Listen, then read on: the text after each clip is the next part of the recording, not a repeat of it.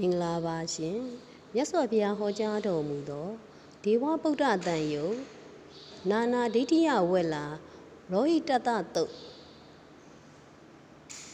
32ပုံနှင့်နိဗ္ဗာန်ဤတည်နေရာဖြစ်ပါတယ်ရှင်မြတ်စွာဘုရားသည်ဤတရားကိုဟောခဲ့ပါသည်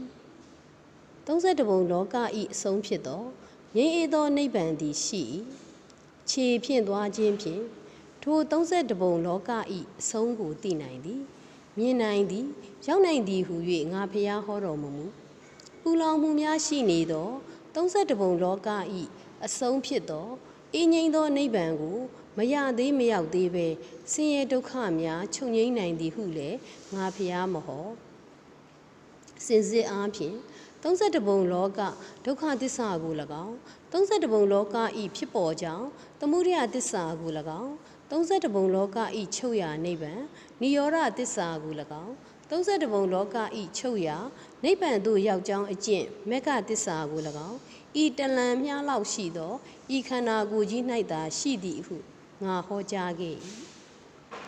နိဗ္ဗာန်သို့ခြေဖြင့်သွားခြင်းဖြင့်မရောက်နိုင်နိဗ္ဗာန်သို့မရောက်ပဲဆင်းရဲမှလွတ်မြောက်သူဟူသည်လည်းမရှိထို့ကြောင့်နိဗ္ဗာန်ကိုခန္ဓာဉာဏ်ရောက်ပြီးသောအရိယာသူတော်ကောင်းသည်ပူလောင်မှုများရှိနေသော32ပုံလောကကိုလွန်မြောက်ပြီးသူဆင်းရဲခတ်သိမ်းမှလွတ်မြောက်ပြီးသူဖြစ်လေပြီဟုမိန့်တော်မူပါသည်